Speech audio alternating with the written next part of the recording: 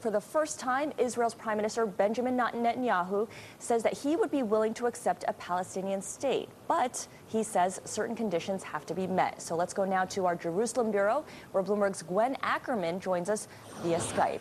And first off, Gwen, can you give us some perspective on how big a deal this speech was? For the Israeli Prime Minister Benjamin Netanyahu, it was a very big deal. He has never, ever used those two words before, Palestinian state.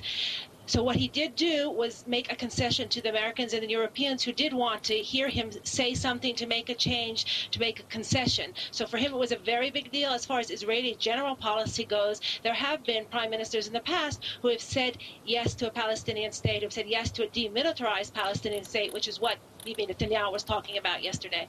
Now, one thing Netanyahu did not talk about was a freeze on Israeli settlements in the West Bank. Is that right? That's correct. And that puts him continued on this collision course with the Obama administration, which has asked him to freeze construction in settlements in the West Bank, in all settlements in the West Bank. What Netanyahu did say in his speech is that he won't build any new settlements, that he won't expropriate any more Palestinian land to expand existing settlements. However, at the same time, he did not say that he will stop construction for what is called natural growth, which means for the expansion of the population, meaning bigger apartments as families grow larger, kindergartens, and other service centers. And Gwen, give us a sense of the reaction on the ground in Israel to Netanyahu's speech.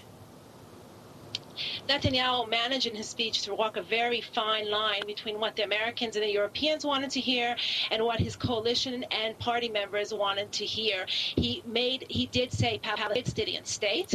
At the same time, he put enough conditions on it to keep his coalition party members and his Likud party members happy. Even those who have opposed the Palestinian state in the past have welcomed his speech because of the conditions he put on that state, the demilitarization of the state, and the fact that before any Palestinian state can be formed, the Palestinians must publicly declare and accept Israel as a Jewish state. Okay, thank you. Gwen Ackerman reporting for us from Israel, the Jerusalem Bureau of Israel.